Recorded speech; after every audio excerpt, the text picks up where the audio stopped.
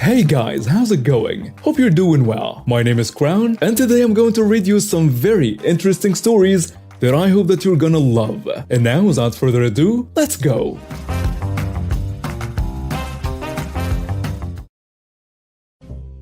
I had flown down to Philly for a week-long business trip. Little did I know that it would turn into a tale of vengeance that would satisfy even the most avid subscribers of r/Pro Revenge. My trip was relatively uneventful until that fateful Friday when I encountered a cab ride I would never forget. The week had been a whirlwind of meetings and presentations, and finally, it was time to head back home.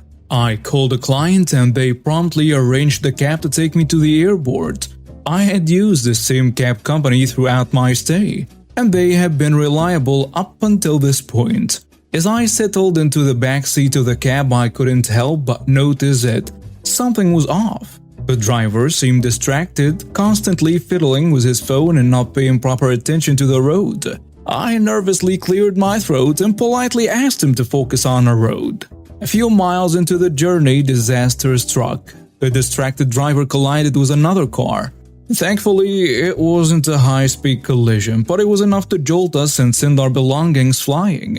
Fortunately, no one was injured, and both drivers bowled over to assess the damage. I knew I had to do the responsible thing and provide a statement to the police about the accident. While waiting for the cops to arrive, I looked at the taxi meter and noticed it was still running, despite our unplanned stop. I pointed this out to the driver, who seemed unfazed by the whole situation. After what felt like an eternity, the police arrived and I explained the circumstances of the accident. The cop was worried about my well-being due to the black eye I had sustained earlier in the week, but I assured him I was fine. I just wanted to get to the airport and make my flight. As I waited for the police report, I realized that the cab driver was making no effort to stop the meter from running. I called him out on it and he reluctantly turned it off. By the time the ordeal was over, I had been at the accident scene for close to an hour. When I finally got into a new cab that the company had sent, I knew I was running out of time to catch my flight. I asked the new driver to hurry as much as possible, and he did his best to make up for the lost time. But the damage had already been done, and I would have to rush to make it to the airport. I couldn't believe the audacity of the cab company. You'd think that if one of their drivers had an accident with a passenger in the car, they would prioritize getting that passenger to their destination safely. Instead, not only did the second driver ask me to pay for the ride, but he also informed me that the owner of the cab company insisted that I pay for the first cab meter as well. I couldn't help but feel a burning sense of injustice. I calmly explained to the second driver that while I understood the law allowed them to charge me for the ride, common decency and good business practice should dictate otherwise. I told him that if they hadn't charged me, I would have given him a generous tip. But now, as I was offended by their behavior, he would receive no tip from me.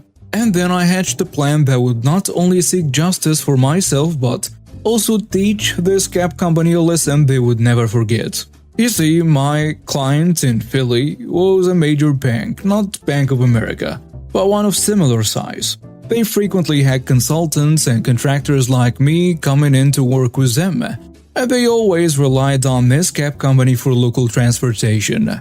Knowing that I would be returning to Philly in just 2 weeks, I decided to take matters into my own hands. On Monday morning, I made a call to my contact at the bank.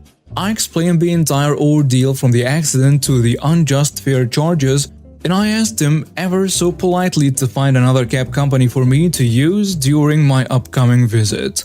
My contact at the bank was horrified by my story. They assured me that they, their employees, and any consultants or contractors working with them would never use that cab company again. They were adamant about finding a more reliable and customer-friendly transportation service for their business needs. Over the next 2 weeks, my contact followed through on their promise. They researched and contracted with a new, reputable cab company to provide transportation services for their clients and employees. It was a considerable blow to the cab company that had wronged me. When I returned to Philly for my next business trip, I was delighted to find that the new cab company provided excellent service. The drivers were professional, the cars were well maintained, and there was a noticeable absence of the shitty practices that had marred my previous experience. As the months went by, the original cab company saw a significant drop in business from my clients and others in the area. Word had spread about their unscrupulous practices and lack of concern for passenger safety. They struggled to compete with a new reputable cab company that had gained favor with the bank and its clients. The cab company's reputation continued to plummet, and it wasn't long before they began losing contracts with other local businesses as well. Their revenue took a nosedive, and they were forced to make cutbacks to stay afloat. It was a satisfying sight to see them face the consequences of their horrible actions. In the end, I had my revenge, not through anger or retaliation, but by using the power of word of mouth and the influence of a major client. Okay, so for backstory, this happened several years ago now, back when I was still in high school, living a hell of a life in a bad sense.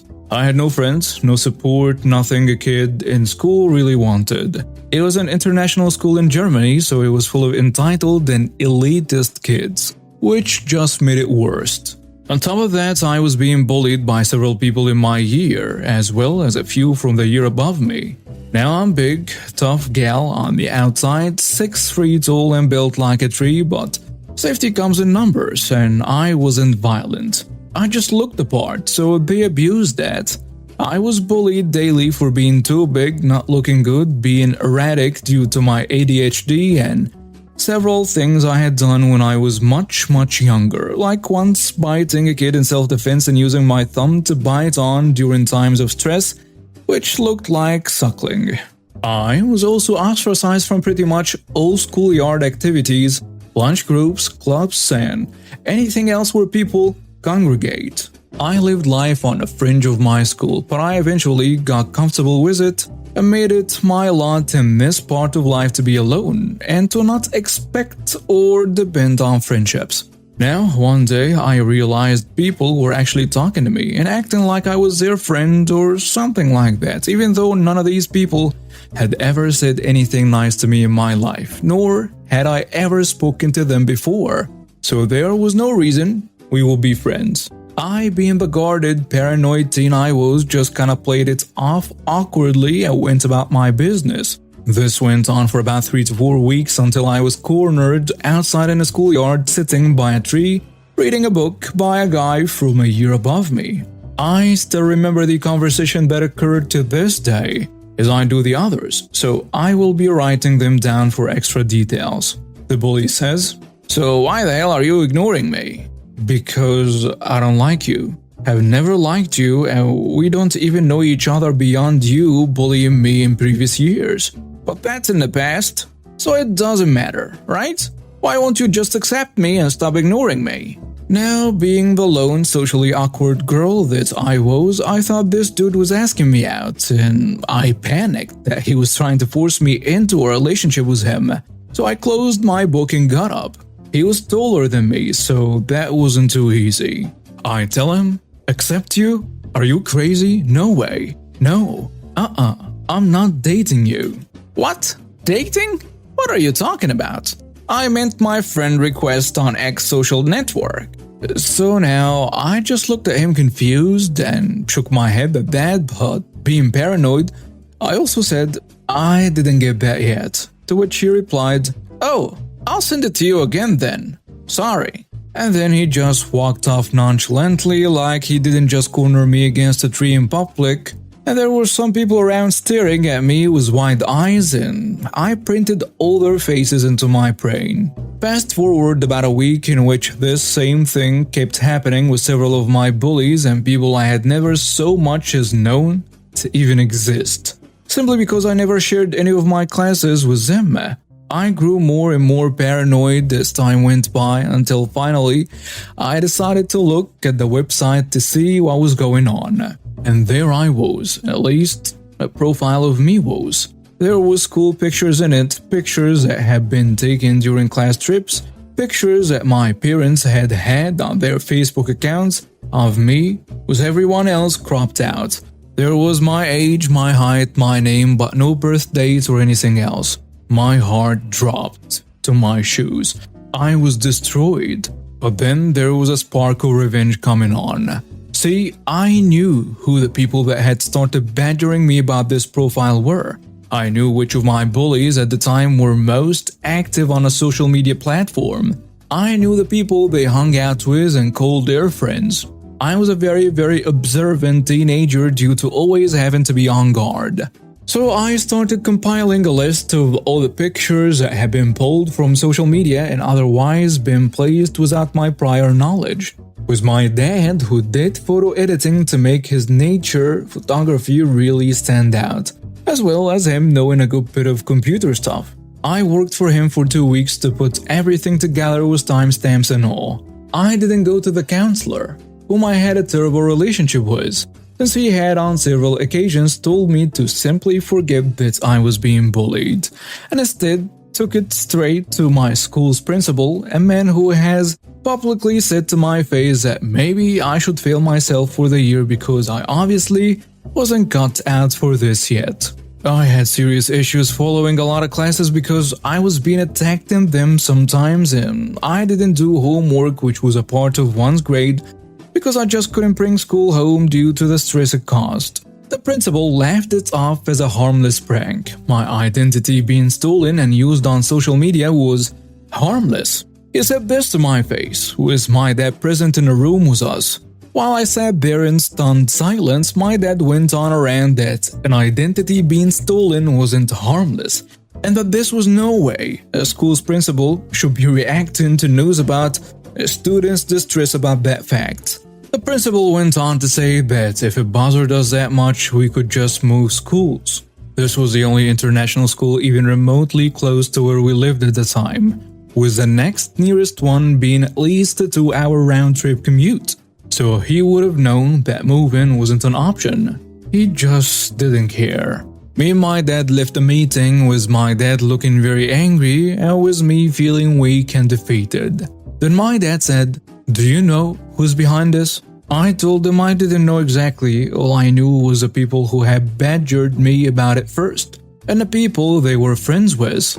Then my dad suggested we go to the police. And me being the angsty, terrified high schooler was terrified at the thought, but at the same time, I wanted this to end. So I agreed. Turns out that meticulously piled picture evidence of pictures I never made, nor wanted to be made, nor wanted to be posted, along with my vehement testimony that I never made nor wanted that profile, was enough for the chief of the station that we were at to be able to consider actually beginning to investigate into the identity fraud case. The testimony of my father against my principal was also enough to have the police work together with the school's administrative board to investigate the principal for negligence. I helped the police with frequent descriptions of people who had haunted me about it, and about the several smaller things I had heard the principal say, as well as what he'd say to my face on several earlier occasions. The "isn't fit for the school" statement. I was relishing this ability to finally speak out about the things that I had felt, the things that had been said, the things that had been done to me, and was going into full, complete detail of everything that my bullies had ever done, even before this identity fraud thing. Somehow this seemed to spur the investigating officer to look deeper, even pull in a cyber consultant to start tracking who made the account. 2 more weeks later, the person who first approached me, a guy who I share my second language English class with, comes up to me, and in this barely sarcastic tone asks me why I stopped being active on a friend's website. I told him I'd never been active there, and he walked a little too close. "Oh, come on. You've been talking to people for weeks, and then a few days ago, you just stopped. What gives?" This set off all the alarm bells in my head. I told him the same thing again, that I'd never been active on a site, nor did I ever wanted to be. Then I left, elbowing my way past him as he tried moving closer to block my path. Several days later, I'm called into the director's office over the school's intercom system. I call my dad on the way there and he tells me he's already there. I walked there dreading what was going on. Once I got there, this is what I saw inside. My dad standing next to a police officer. The director is sitting at his desk. The principal was in front of the desk, looking smug as hell. 3 kids and their parents were also in a room. One of the moms looked like she was about to murder someone. One dad looked very defeated and another mom looked super smug. I realized this was a disciplinary meeting and smiled. The police officer looked at the director, who then looked at my dad, who gave a nod to me. I was asked to tell my whole story again. I told all the stuff I said about the others here. The account online, the bullying, and the principal's repeated telling me to my face that I wasn't fit to be in that school. The police officer then talked about how there was evidence that these 3 kids had worked together to fabricate the account, and that the parents stood to be charged with negligence, with the kids standing to be tried as minors for identity theft. And if I were to press charges. The smug mom then tried to leverage me by observing that the kids have been nicer to me because of it, and that I should let them be kids. The principal just kind of sat there defeated and was subsequently fired and told to vacate his office and the premises. My dad wanted to say something to the mom, but I beat him to it. I still remember the glee in my heart. Well, I would also like to be a kid whose likeness isn't used online without me knowing or wanting it there. I would like to not have to fear for my own life and people's thoughts of me, but you don't care about that. So why should I listen to you? I then turned to the police officer and said that we wanted to press charges. More police officers came in and the parents and kids were taken away. I stayed at school and some people actually looked at me like I was a hero after that, while some resented me forever after that incident as well. I have never one moment regretted suing those people and getting the principal fired, and to this day, it's one of my proudest moments. The principal ended up getting fired the day of the meeting and was banned from teaching in our province again for the next 20 years. Basically, past retirement. In court, he was charged with negligence of duty and fined €2,000. All 3 kids were expelled, effective immediately. They were found guilty of identity theft as a minor and sentenced to a month of community service. All the parents were charged with negligence of parental duty and a few hours of community service, and the mom who said that the kids should be left alone because they were just kids and who had encouraged her child was charged with misdemeanor encouragement and fined €1,000. Hi, I'm planning a lovely bridesmaid entourage for my wedding consisting of my beautiful sister and cousins. We are all on very good terms. Today I told my sister that I thought of navy blue dresses for bridesmaids. I sent her a couple pictures very enthusiastically. I thought it's elegant, matches with the suits and gives a nice pop to the white wedding dress on pictures. The response from my sister was instant. "You can't be serious. I won't wear that. Everyone will hate that. Or is it that you want all of us to look like crap? I heard there are weddings where the bride wants to make bridesmaid look intentionally bad.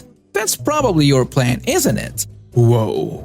She said her color type is awesome and navy looks the worst on that complexion.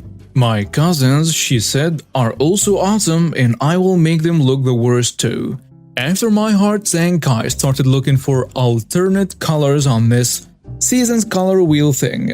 I sent her a couple of alternatives suggested, different deep blues. She replied that she then doesn't want to be my bridesmaid but wants to be pretty. She would attend all the getting ready with the girls but won't wear the matching dress. I read this happens in bridal parties. There is usually one difficult person. The suggestion is to ask them to step down as bridesmaid. For me, it obviously didn't come to that as my sister stepped down without that discussion. Her point of view is that I should care about people feeling good at my wedding and I don't have much empathy. I cried for a bit, then I told my sister honestly that after this I will have a sad and angry feeling every time I'd look at her at the wedding, in her pretty dress, being satisfied with herself at my expense. And maybe it's best if she's not there then. Am I the jerk here? And now some comments on the post. Someone saying you're not the jerk. Remove your sister from the bridal party. Go with the color you have chosen. It's your wedding, not hers. And if she wants to attend the girls getting ready, then she needs to accept her responsibilities and dress like the rest of them. If you're not at the bridal party, you don't get to do the fun stuff. You, as a bride, don't have to have anyone there that A, you don't want, and B, will make you sad when you look back on the pictures. Another commenter adds, you're not the jerk. For someone saying you have no empathy, her statement regarding your dress choices were really rude and insulting. It sounds like you were willing to compromise and find dresses that both you and your wedding party liked. Your sister took things to the extreme really quickly. That wasn't very kind to you. Hi, I'm just an ordinary guy. Well, perhaps a little less ordinary. You see, I'm autistic and I've got my trusty sidekick, Storm, a border collie who's in training to be a psychiatric assistant animal. We've been on quite a journey together, and today I'm going to share with you one of the wildest adventures we've had to date. I can't help but think this story belongs on r/entitled people, and it all started when we boarded a train for a ride into the city. Storm and I have been working diligently to prepare him for his role as my psychiatric assistant animal. This means getting him accustomed to different environments, sounds, and smells. For our training, we often need to ride on trains, airplanes, and visit various buildings.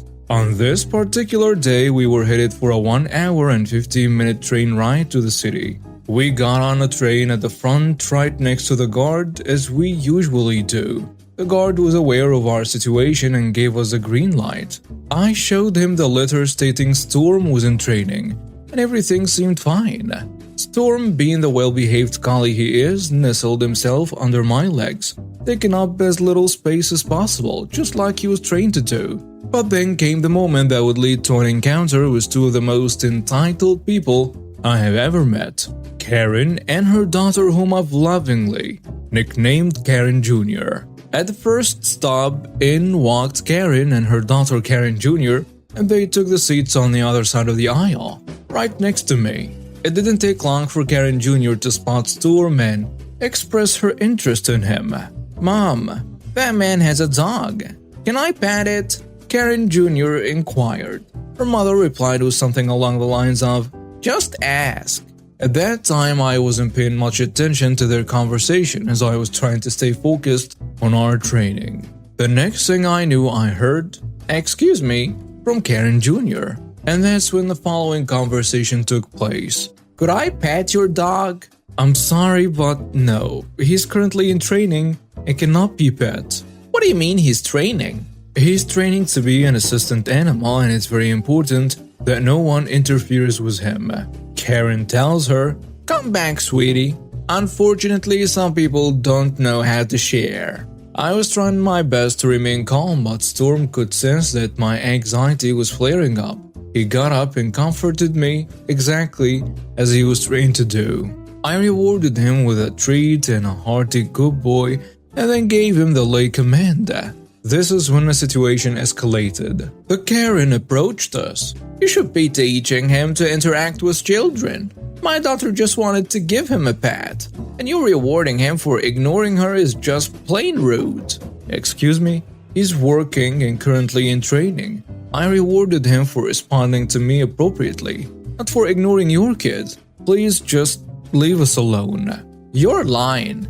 He's not a Labrador. They are the only dogs that are smart enough to become assistance animals. He looks like a border collie. They are just farm dogs, so quit lying." My anxiety was reaching its peak as Storm, always by my side, got up and sat on my lap to comfort and calm me down.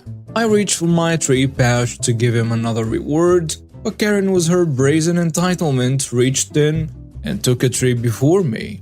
"Good boy." That was it. I couldn't take it anymore. I screamed, "Get away from me!" and tears streamed down my face. The train came to an unscheduled stop at the next station, and a group of police officers boarded. Karen and Karen Jr. were swiftly moved to the next carriage, and an officer stayed with me until the next station. But this was far from the end of our encounter with the entitled Jew. Fast forward to the end of the line, and we arrived in the city. As I was talking to the guard who had actually arranged for the police to join us, Karen and Karen Jr. spotted us. Karen Jr. made a beeline for us, and just as I saw her hand reach out towards Storm, I gave him the command "other side," and he swiftly moved behind and to my left, away from her. I said, "I told you no." "Well, my mom said I could, so let me." With that, she tried to pull Storm's leash out of my hand. In that split seconds, I made a crucial decision. I dropped the lead and gave Storm the command "danger." He knew what to do. He bolted and sat under a seat in the middle of the platform, safely away from the chaos unfolding around him. And then Karen entered the scene, pushing me on a shoulder. This point, my fight or flight response took over. I pushed her back and she tumbled to the ground.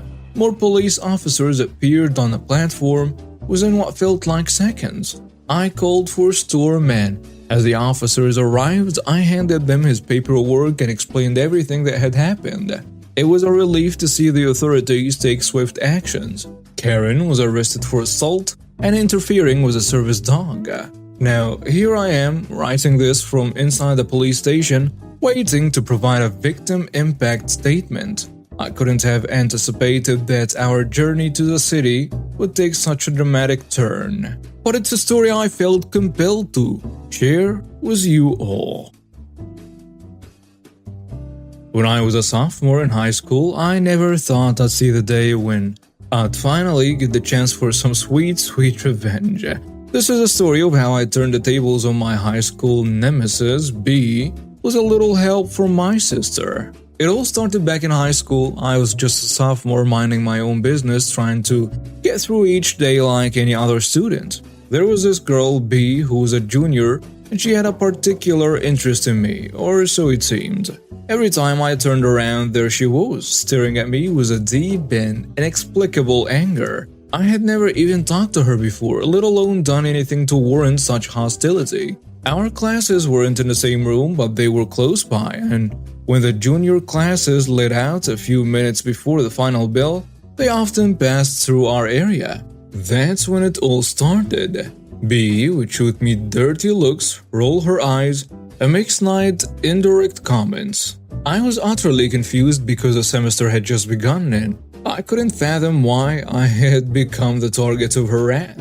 Things escalated quickly. B and her posse of friends, who I can only describe as looking like rats, began spreading rumors, making snide remarks, and even resorted to grunting noises when we crossed paths in the hallways. This continued not only through my sophomore year but also into my junior year. It felt like I was stuck in a never-ending nightmare with no way to escape.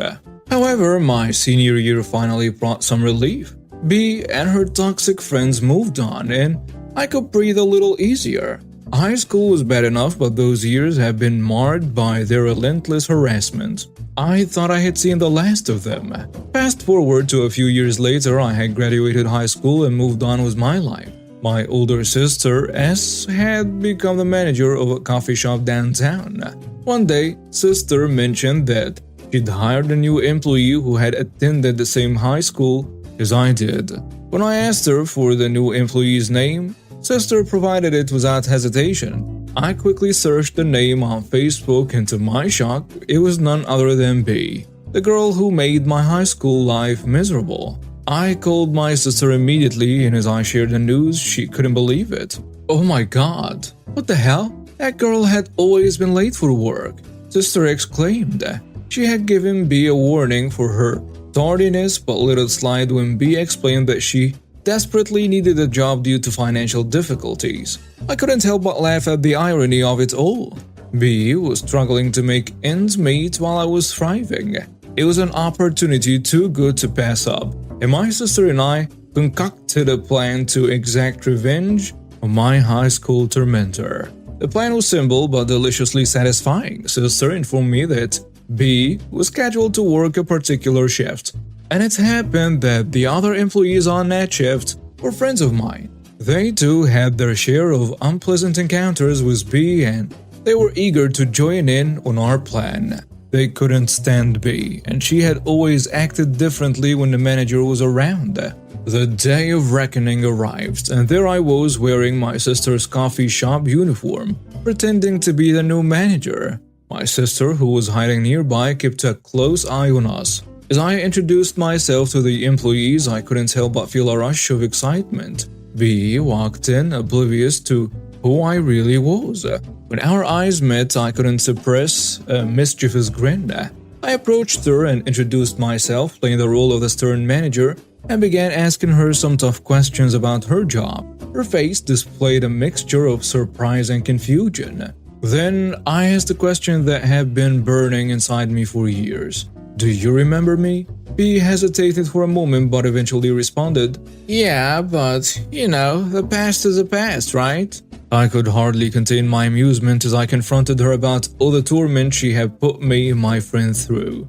At that moment, one of my friends from high school came out, introduced herself, and asked B if she remembered her as well. B's shock was palpable as she realized that we were all connected.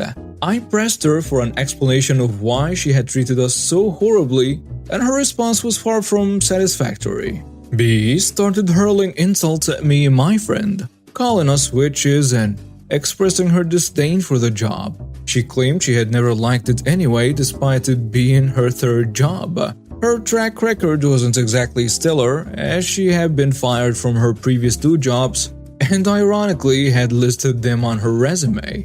Her frustration boiled over and she began tossing objects around the coffee shop, eventually smashing a large vase on the ground. That was the moment my sister, who had been closely watching the drama unfold, decided to make her grand entrance. She arrived with a police officer who also happened to be her boyfriend. Sister firmly informed me that she was fired, and the police officer, with a stern voice, began reciting the Miranda rights. "You have the right to remain silent." The look on Peggy's face as a police officer placed handcuffs on her was priceless. The entire coffee shop watched as she was led away, and the satisfaction I felt was immeasurable. Finally, B was getting a taste of the consequences. Later that day, my sister, the other employees, and I joined forces to clean up the mess B had left in her wake. My sister, despite not being responsible for the destruction, paid for the damages out of her own pocket as a gesture of goodwill to her loyal employees who had been caught up in the drama. She offered her apologies for what had transpired, even though she had been working undercover. A few months later, I heard the satisfaction news that B had been charged with thousands of dollars in damages and sentenced to 100 hours of community service. The charges included destruction of property and harassment, among other things. My sister, having pressed charges against her, also made sure to highlight the fact that B had been a bully. Not just to me, but to many others, including my friends. This happened about 7 years ago. I, male 29, used to work in a store whose name sounds a lot like those cops that ride in planes. On this particular day, I was at the register when a well-dressed guy and 3 women walked in. Each of them took a cart and started walking around picking things out. I was known for my no-nonsense attitude at the register. You throw money at me, give me attitude, whatever. I'll do it right back to you.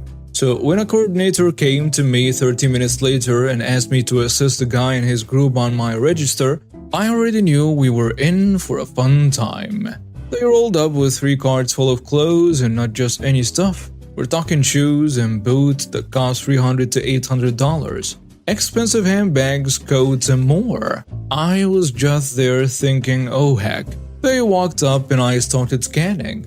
All the while, these ladies were being unpleasant. Finally, I got through it all, and the total came up to about $3,000. The guy reached into his coat and pulled out a wad of cash, all crisp $100 bills. Immediately, I knew something was off. So I took the money and went to the machine to check it. The first bill didn't pass, and neither did the second. So I turned back around and told the guy that I couldn't accept the money. Before I even had a chance to fully explain, one of the women cut me off and told me to take the money and do my damn job. Cue malicious compliance. I said, you know what? You got it. Let me get the manager so he can help. See, at our discretion, we can decline a formal payment. For example, if 2 of your cards get declined, you've got to use cash. If your cash doesn't pass, you have to use a card. Or we can just tell you to go away. But if we suspect you're using fake money, we have to try and keep you there while we get the cops. So, I went to the manager, cash in hand, and told him what was going on. He went to the office and checked the money. Now, the guy was nervous, but just imagine his panic when 2 cops walked in and headed straight for us. His horrified face made my day. The cops took my statement, and the next thing you know, all 4 of them were getting arrested. One of the women was screaming and cursing at me while I told her, in the most innocent voice I could pull off, "You told me to do my job." Hey everyone, I need your opinion on something that's been bothering me lately. I love my husband dearly, we have a beautiful life together with 2 amazing children. I don't ask for much because I'm more than capable of doing or buying for myself. But there's this one thing that's been nagging at me, and I need to know if I'm the jerk here. When we got engaged, there was no grand proposal. No surprise on one knee. It wasn't really his style, and I understood that. We both knew we wanted to get married because we talked about the life we wanted to build together. We started building it. So, it was never really a question of whether we would get married, but what bothered me was that it was like pulling teeth to get a ring. Finally, after some nudging, I got the ring. But we decided to have a simple courthouse wedding. Neither of us wanted anything extravagant, and we were on the same page about that. We always said that we didn't want a big wedding, but we did plan to have a reception for family and a honeymoon. The reception happened and it was lovely. Our families were thrilled to celebrate with us and we had a great time. But the honeymoon, the one thing I truly wanted other than a happy, healthy marriage and children, never happened. Now, I understand that it wouldn't be a true honeymoon as it's been a couple of years and we have 2 beautiful children. But my desire was for a nice, relaxing honeymoon meant just for the 2 of us. I longed for some quality time together, away from the daily hustle and bustle. A few days ago, I mustered up the courage to bring up the honeymoon topic again. My husband didn't outright reject the idea, but he didn't seem enthusiastic to discuss it either. That left me quite upset. I got frustrated and admittedly a bit angry. I want to clarify that I am always mindful not to say anything hurtful because words have a powerful impact. However, I did express my feelings and I think it's only fair. I mentioned that I've done a lot for our family and I didn't even insist on having a huge wedding. My only wish was a honeymoon and I believed I deserved it. I believe it's essential to communicate our needs and desires in a relationship. I want our bond to remain strong and I thought a honeymoon could help us rekindle our connection. Now here is where I'm struggling with whether I'm the jerk. I've decided that I'm planning a honeymoon with or without him. I'm more than willing to travel alone if he's not willing to plan it with me. Of course, at any moment he could express his desire to go and I will be thrilled. But until then, I've resolved to do this alone. So am I the jerk here? And now some comments on the post. Someone saying, I suppose I have to say you are the jerk because there is absolutely no reason to call this a honeymoon except for the purpose of digging at him. Simply put, you did not have a honeymoon. You could have demanded one at the time, but you didn't. It just didn't happen. It's too late to have a honeymoon. This is a vacation, and yes, you can take yourself on a vacation yourself as long as you run it by him. But calling it a solo honeymoon is just stirring the pot. Another commenter adds, you are the jerk. A honeymoon without one of the partners is oxymoronic. Just call it a holiday or a vacation. A third commenter goes with, everybody's a jerk. Your husband for lacking any kind of follow-through on anything, and you for insisting that you're taking a honeymoon alone. Well, that's not a honeymoon, that's just a trip. You're taking a trip. Here is the thing. You said it was like pulling teeth to actually get engaged to him and he never actually proposed. So it fits that it's also like pulling teeth to plan a honeymoon/vacation with this man. He's the same guy you married. He showed you who he was before you married him. For better or worse, you chose to marry him anyway. And now we have reached the end of today's stories. Thank you for watching and see you next time.